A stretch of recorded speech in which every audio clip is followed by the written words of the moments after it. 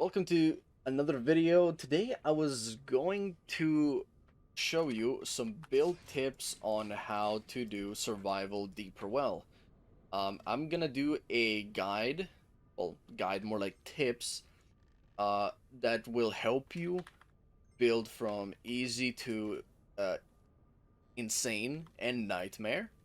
But later on, I'll also show you a not better, but a build that works for me on Massacre, and I hope it'll help you just as well. Okay, so, hey, it's me from the future. I have to add this tiny little bit before we start the video. When choosing your DPS character, you should choose the DPS character early on when breaking into Insane, at least. If you manage to do Insane without a DPS characters, then congratulations to you. If you don't, then at Nightmare, you will need a DPS character. I chose my Monk, and I chose to use the Drake Tooth, which is also the best weapon for Monk. It drops on Summit Wave 25 or Campaign Mode as long as you defeat the boss. Make sure you upgrade the correct damage stat. For Monk, I did fusion damage and projectile count. Now, if you decide to use a DPS Huntress, you will need to focus on range damage and range rate. Max the rate and the projectiles always. And the reason you do range damage for Huntress is because range damage is considered physical damage, it scales with attack, while elemental damage, such as Monk's fusion damage, does not scale with attack attribute. I'm saying that because it's a little confusing, especially when you get the fusion weapons, where upgrading the range damage or the fusion damage increases the fusion damage, but there's still two separate stats. I would like to introduce you to a very good early game build. If you are struggling, especially in Nightmare, right? This could be done also, I don't know, Insane or Hard, but you really shouldn't be having troubles in Insane, but just in case you do, use the poison traps. But I still have a lot of range. We're gonna unequip everything. So this is how a um poison trap should look for you. Maybe it's gonna be smaller because I do have um my stats to range, but it's only 1,000 stats, so whatever. It's significant for you, I know. But let's say your trigger range is even smaller, like around 2 meters. It'll still work. Usually I put it either on the second railing, where it'll, I don't know, I have a feeling like enemies get squished more to the left side because of this wheel. So I would put it a little, like, over here. Gonna take some time. But yeah, after you build it, for some reason the traps still gain range. And this setup will hit the bottom and the top side. And that will legit perma-stun everything, currently only for 6 seconds. So, whatever. And the darkness trap, which will also negate every element. So this little setup should perma-stun everything that isn't, or I should actually say everything that is a weaker enemy. If you new targeting, if you can read, it states that it stuns weaker enemies for the duration. What is a weaker enemy? Weaker enemies are all of the normal goblins. I do not believe the Sharkin are considered weak. They could be, but it doesn't really matter for me. Same for the Biggie Ogres. And I do believe the kobolds, explodey kobolds as well, but that's beside the point. You only need the fodder, enemies really stunned. So this is a good setup for this. I usually put it on both sides. About 2 meters. Or it builds. But yeah, I usually like to put the darkness a little in front of the poison trap. So that when the enemies reach the purple area, they get all their element taken away from them. Because if they're poisonous, they will just walk right through the poison trap. They won't even trigger it or get stunned. And after they take their element away, they get stunned for whatever the duration. Currently for me it is 6 seconds. If I put all my gear back on. Anything correctly? I don't know, let's just see. Okay, no, I didn't. Currently for 17 seconds. It isn't a lot, but they get stunned for about 17 seconds. But it needs 5 seconds to reset, which can probably be fixed if I just spec into defense rate. Yeah, if I spec into defense rate, it will have a less reset time. But then it is all up to me if I need the range, which I personally do prefer to have the range. It's just my thing. You can spec into more health. It all depends on your build, right? But the required stats, I would say, way lower than mine, obviously. If you have at least 1,000, maybe 2,000, yeah, up to Nightmare, you will have about 1,000 fortify. I think that's the sweet spot you want to be, maybe a little over 1,000 fortify, because the stun duration actually, or yeah, the stun duration and the duration of the darkness trap actually scales with fortification. So yeah, as you can see now, it is 18 seconds. When I remove my fortify, it is 17 seconds. So yeah, all you need is fortify. But because I already have enough for what I need, I just spec into range. Because usually within 15 seconds, everything dies anyways. But this is actually a really good setup. The Poison Darkness Trap can be used on literally every single map, but it won't be useful in Massacre for this specific map at least. But once you get the what is the guard set, which as you can see it reads the second hero defense, it will give the poison trap a radioactive poison or a radioactive gas, meaning it'll stun everything. Well, everything that is weak, meaning not an ogre and not a elf warrior or the assassin, whatever you want to call him. Now, next up, I would like to show you my tank. There we go. So, El Sultano over here, he can be used up to Nightmare, I believe. In Massacre, his walls are not the... I don't know. I just don't like using him.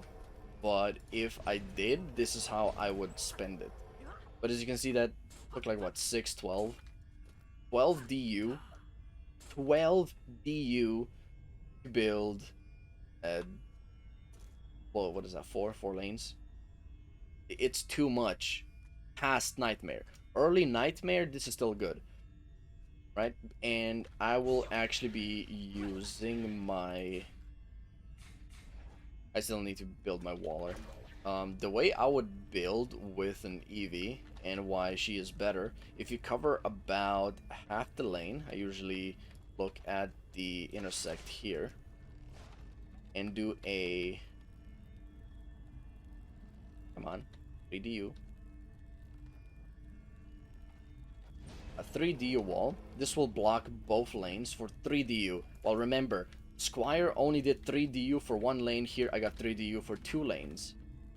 And for over here, I usually do the same. I didn't forget something. Yep, that looks good. 3DU. So as you can see, this is the reason I use EV over Squire, just because you can have more lane coverage. Well, yes, also less HP on the wall, but I believe you should use your DU for other things, right? So having these 3DU walls cover 2 lanes except for one, uh, might be better, in my opinion.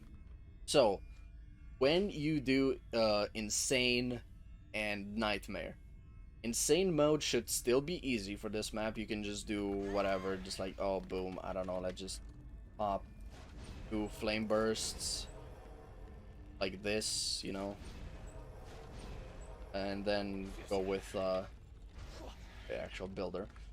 And then you will probably have smaller auras, and you can just build it like this. Like, you will probably have even... Actually, I don't know. How big auras do you have? I think I had like 3 meters, if I remember correctly. Now, ignore the fusion damage. It really doesn't matter at this point.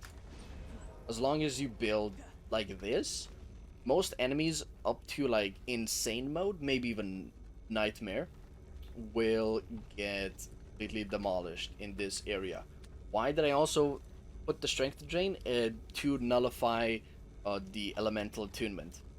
Now, if you don't build walls, this is actually a waste of DU, and you should rather swap to a gas trap or just any Huntress and throw a Darkness. Maybe even like further up away. Because this Darkness is gonna remove the element, and the only reason you use a Strength Drain is to remove the element of an enemy. If you, for some reason, decide to build walls and build these further back, then yes, by all means, go with, was it 3 meters? Put them a little further back. Oh. What's going on? Alright, I have my... the wrong gem equipped.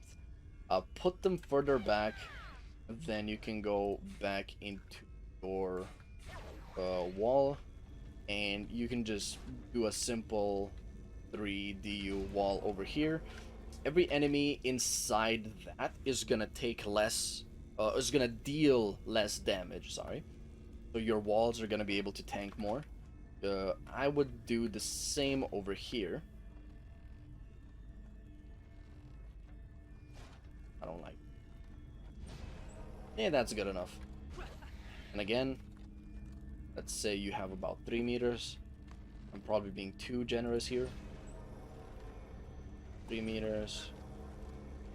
This works.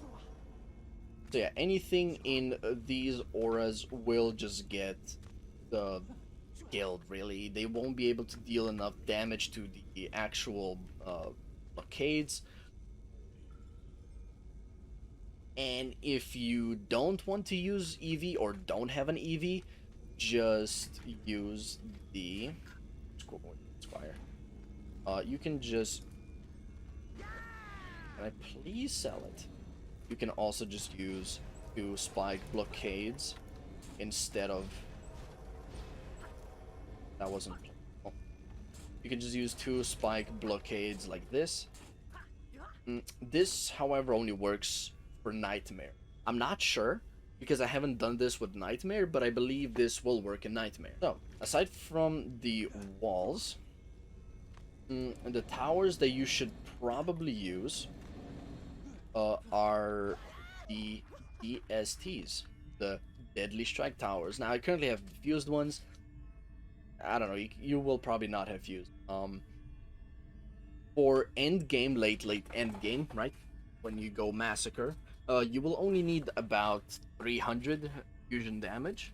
So even though I have like 400,000 fusion damage, I'm already going into the area of I'm just so late game that I'm just too strong for Massacre, but not really.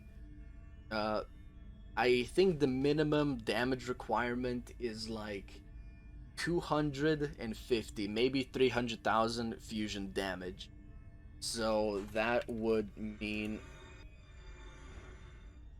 currently at 6,000 power. See, 3,000 power. Okay, even 3,000 power would give me almost 300. How much do I have now? 2,000 power. Okay, still like 200,000. So, yeah, you need about, what is this? 2,000 power? That should be so easy to get, 2,000 power, right? Like, my pet alone gives me 1,300. So, once you reach, yeah, 1,000 power, just should be enough.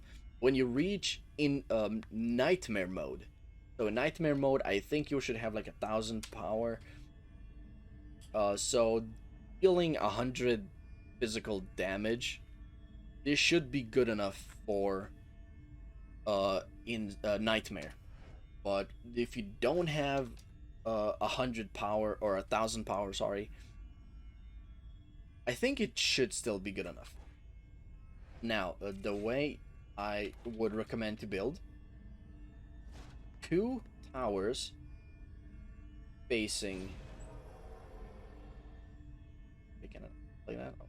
So I guess you can build side by side. Whatever.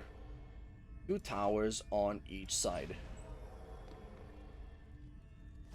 I'm just scuffing the build, but this is how it should look like. 2 looking to the right side, 2 looking to the left. It covers literally everything. If you want to be extra sure, because of these spiders can actually stun the towers, this is also another good use of the EV. You can just put a 1 DU reflect beam. Now the spiders will usually come from this side and they will shoot straight, and they will hit the reflect beam here. They will usually spawn on this side and shoot the reflect beam here. I'm not sure this would actually reflect, so I would usually recommend going a little in the middle of the stairs, maybe a little over, and to the other side of the stairs. This usually blocks all the spider attacks. If you want to be 100%, then just cave them like this.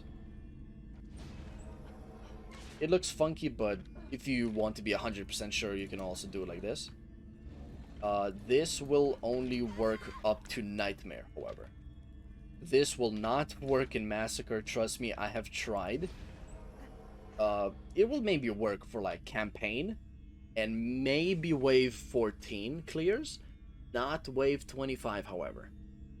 So this is one way that you can build. Another good towers to use are the flame burst towers. The way you will use flame burst towers is different, however. Up to nightmare mode, you can just like slap them on top of these railings, have them cover both sides, maybe one on each side, with auras up front like I showed you before. But I really wouldn't recommend doing that. Lightning towers, don't even try using them, they're way too bad. I think using the elemental blockades also works, but I don't use them. Even though in the end, theoretically, I would only use 4 DU, right? If I build them like this, a bit less cuffed. I would need way more help. I think a good general area to be for Nightmare, I think it's in the 20,000, maybe 10,000 health range. I haven't played Nightmare in such a long time, I forgot. But in Massacre, you will want to have at least 100,000, so I would need double the fortification of my apprentice, but I don't do that. I guess another thing I could show you, if you have the range, which in Nightmare mode you probably will, I hope. I currently have 7,000 power, almost 3,000 range. I don't know if this will work, but if you have like maybe 6 meter effective range, let's do 614 under 6, and if you use a striking gemstone, this one was obtained from Nightmare, I believe. Could have been Insane, probably Nightmare. In Summit campaign mode. You mainly want to make sure that you upgrade for maximum defenses and maximum defense range. Same for the speedy gem if you get it. And as you can see, it covers the entire map. Now, this means you want to focus building around this area, because you want to stay here. That is, if you use a power boosting oriented character. I would preferably use a monk. You can also use a huntress, because I believe you do need to DPS. For the build that I will show you later, you do need a DPS character, so you should have a DPS huntress or a DPS monk, or maybe a DPS EVA as well if you want to play with an EV.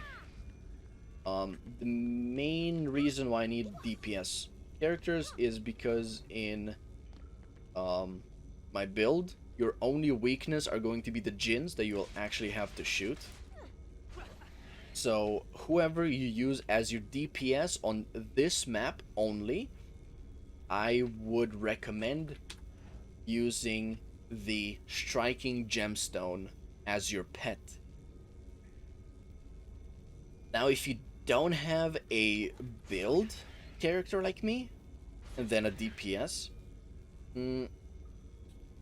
I think your pets would only have like 300 power-ish, 300 range, so it's a good sacrifice in my opinion. And I have it currently in vitality, but you can have it in range, so you can have more range. But currently, since I am in massacre mode, I need the health. Okay, so you wish to know how I recommend you to build massacre. For starters, take out your Eevee. I don't want to hear you saying, oh, but I have a Squire, not an Eevee. I don't care, get an Eevee. Okay? I don't think it's possible to solo with a Squire without an Eevee. Eevee is just so universal and so strong, so powerful, so broken, that you need Eevee. Okay? Just whatever you're doing, stop doing, go build insane, not insane, nightmare, pure strategy, do massacre, whatever you want, just get an Eevee. Level up to 100, that's your priority number one if you don't have an Eevee. Okay, now but that is over. To this build, you need to like... Okay, wait. You might need to sell your overclock and replace if you don't feel satisfied with your wall placement. It has to be... Let's try it like it needs, in my opinion, whenever I try this, it needs to at least cover the purple smoke, right? So like this, it will stop the enemies. That's from my personal experience. This one got the wall. Okay, I got the armor. This guy got the armor. Good. Okay, now when it comes to stats, you will want to be at least 2,545. That is for Massacre, right? So at least 2,545 will be good enough for the walls. But when I actually build a EV oriented, I will probably have way more health. But I think this is the minimum requirement. Just because you want to be at around 100,000 maximum HP. And the armor from the overclock beam also scales from fortify, not boot. Thank you. Next up, I would go with a striking or deadly strike tower. Now, as you can see, no wait, let me. I want the right side of the targeting to be not too far to the right, and I want the left side to at least cover the door that you can see. So this is good enough. Then you do the same here. It might be a little trickier. And on this side, I usually just click and click again. Because this side you will hardly, well, you can also do the same thing if you want. At least cover that door, and you should be able to. I think this is the one thing I hate about the game. You don't have like a clear view, so sometimes you're just guessing. Wait, am I actually covering the door? So you want to clear those doors.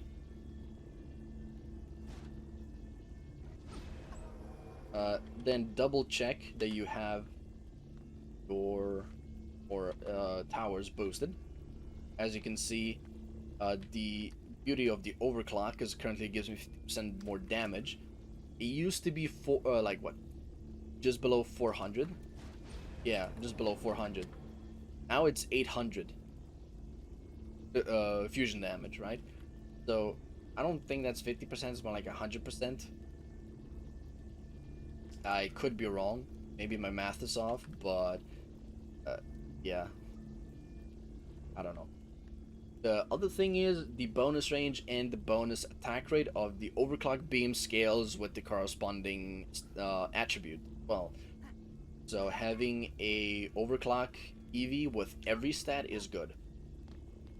After you build this setup, I would go into my monk.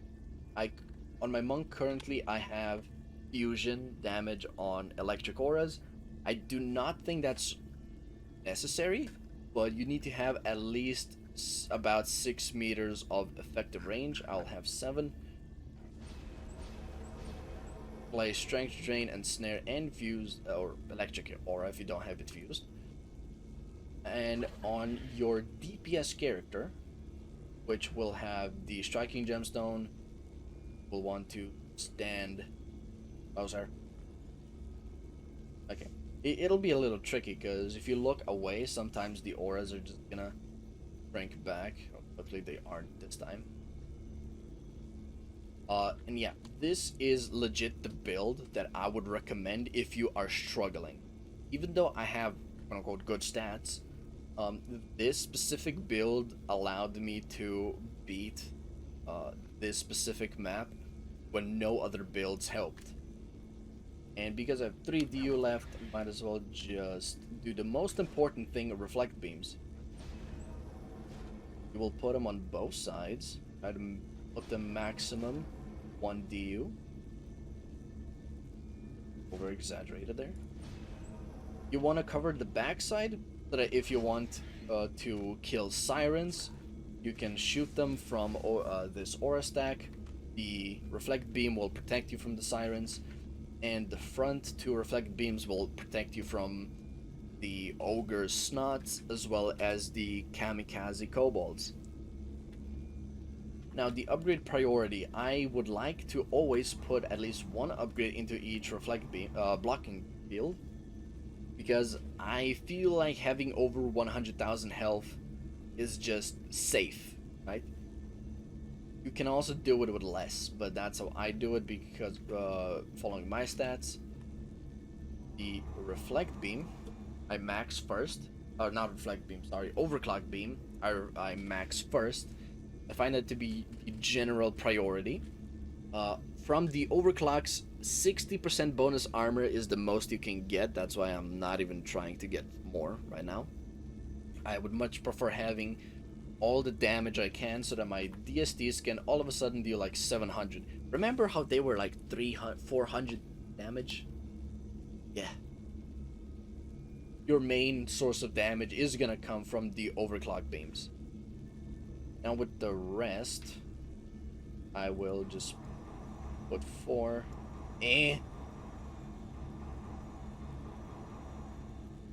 Okay, whatever. Even they're below 1 million deeps, it'll still be good.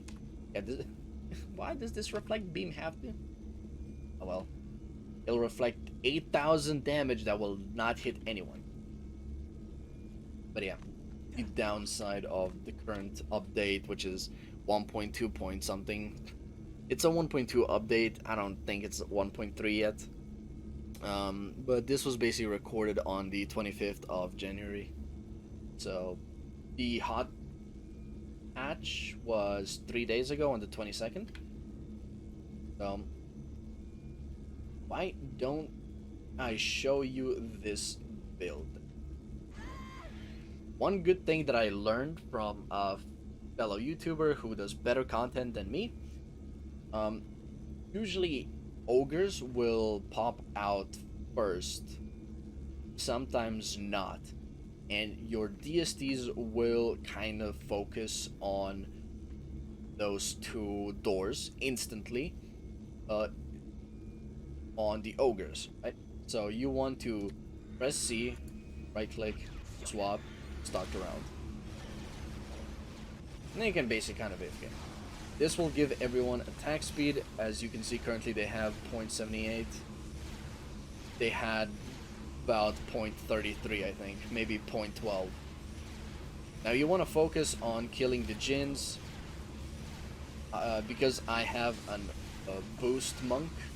I'm boosting my tower so they deal double damage as well. The assassins are just going to dance on top of you. And sometimes, as you can see, your walls will get low on health.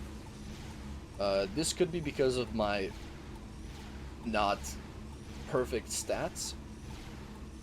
Or maybe because I'm doing something wrong, but as you can see, I would have lost that wall had I not have the Strength Drain Aura and the Overclock Beam giving it armor. And yeah, as you can see, it just bounces right back. Otherwise, that would have stunned all of your towers. And as you can see, oh, it didn't even reach me. Okay. After each wave, your main priority, and during the wave, I forgot to tell you, boosting the or repairing the auras if need be is going to be very important. I like to reflect beam. I like to upgrade each aura at least once and focus on upgrading the DSTs, not the reflect auras. Check the walls. As long as they have over 100,000 health, they should be good. If you don't feel safe, you can just pop another level just so it has more health.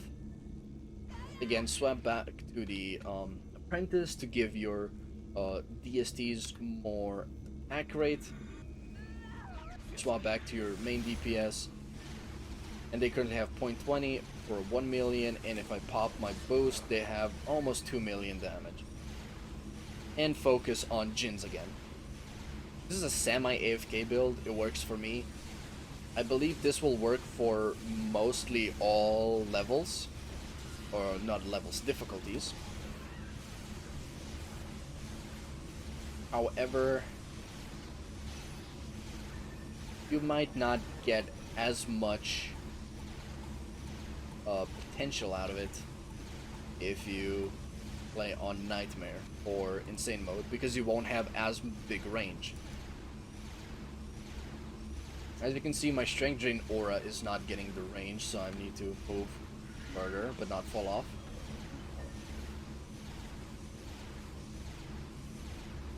And just watch fireworks.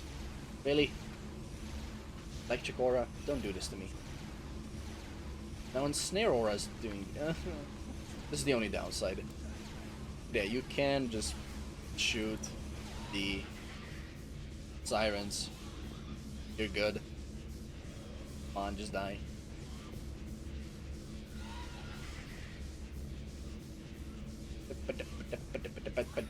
But yeah, as you can see, currently there's a bug that they just don't insta-die, but that'll be fixed eventually. Okay, again, after the wave, make sure walls are full health. If you feel unsafe, put another level into them. I feel safe enough to do not do it, but I just did it because why not? Now, if you really feel uncomfortable, you can just go all out on the walls, as long as your DSDs have enough damage. How much is enough damage? Well, do the calculation. I don't want to do it. I'm too lazy. Again, make sure the auras are fixed. For Massacre, however, how much damage would you... What was that? 2,000 power, 3,000 power, and your Deadly Strike auras, or Deadly Strike towers are going to be good enough. You can just upgrade them to maximum. I didn't for some reason. Yeah. This setup, as you can see, will beat wave 25. The only downside to it is that you will be falling, because you need to really position yourself on the edge so that your auras get that range boost. And don't forget to focus on Jins. I actually lost with this build because I forgot about Jins.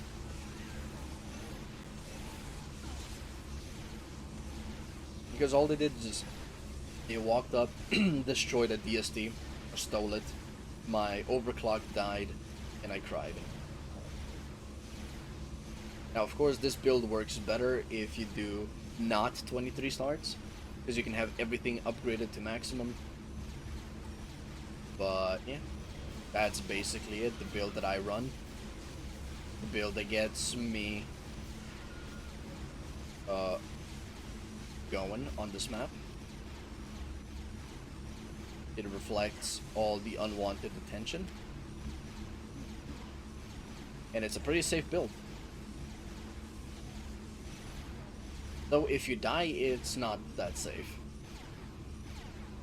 I have tried the exact same setup with a speedy gem so that my DSDs would shoot even faster, but that's how I actually lost. You actually need the range on the auras to kill the fodder enemies. And then don't forget to collect the chest, as everything flies away, so I don't even know what it is. You need to open the chest manually to actually get the loot. See if you can get anything rough. Did I even get any good gloves? I didn't.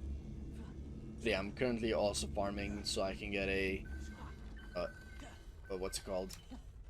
Ancient gloves, that I can actually have my ensnare aura fused, because then I might not even use strength drains unless I will need the block field, the damage reduction, so that they can tank more. Then I would still need to use my ensnare, not ensnare, strength drain aura. Well, I hope you learned a few things about Deeper Well, how to beat it, and I'll see you in the Massacre grind. Thanks for watching.